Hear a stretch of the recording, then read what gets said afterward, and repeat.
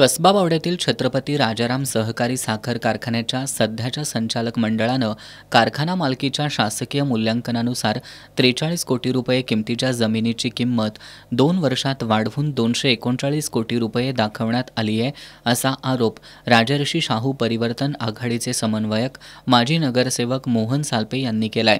जमीन 2 वर्षात वाढवून ती 239 कोटी रुपये इतकी दाखवण्यात आली आहे, असा आरोप राजर्षी शाहू परिवर्तन आघाडीचे समन्वयक माजी नगरसेवक मोहन सालपे यांनी पत्रकार बैठकीत केलाय। माजी नगरसेवक सालपे यांच्यासह परिवर्तन आघाडीच्या सदस्यांनी कारखान्याच्या वार्षिक सर्वसाधारण सभेच्या पार्श्वभूमीवर कारखान्याच्या सध्याच्या आर्थिक स्थितीचं विवेचन केलं। सध्या कारखान्याकडे शिल्लक साखर आणि स्टोअर माल यांची किंमत सुमारे 120 कोटी रुपये आहे।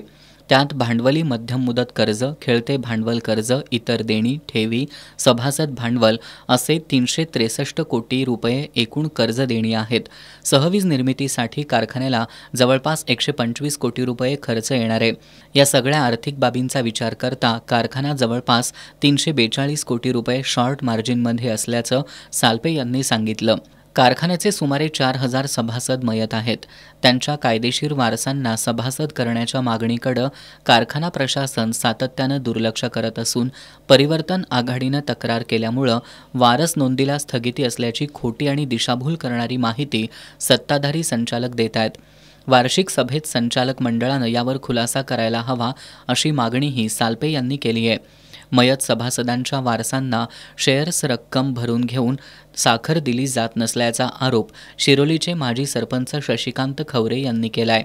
कारखान्यानं वार्षिक अहवालात विविध तोडणी वाहतूक ठेकेदारांना दिलेल्या ॲडव्हान्सपैकी 11 कोटी 43 लाख रुपये येणे रक्कम दाखवली आहे।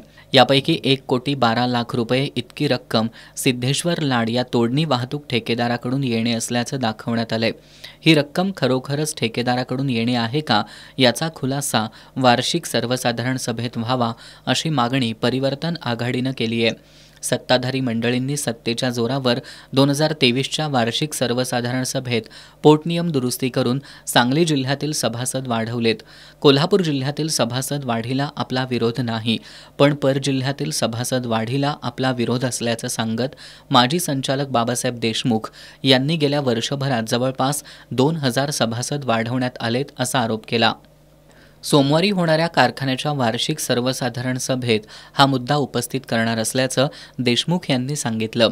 राजर्षी शाहू परिवर्तन आघाडीच्या पत्रकार बैठकीला बाजीराव पाटील, दिगंबर मेडसिंगे, दिलीप पाटील, रघुनाथ चव्हाण, विलास पाटील, जयसिंग पाटील, विकास चौगुले, पांडुरंग पाटील, मारुती मगदूम, श्रीराम सोसायटीचे चेअरमन संतोष पाटील यांच्यासह आघाडीचे सदस्य उपस्थित होते।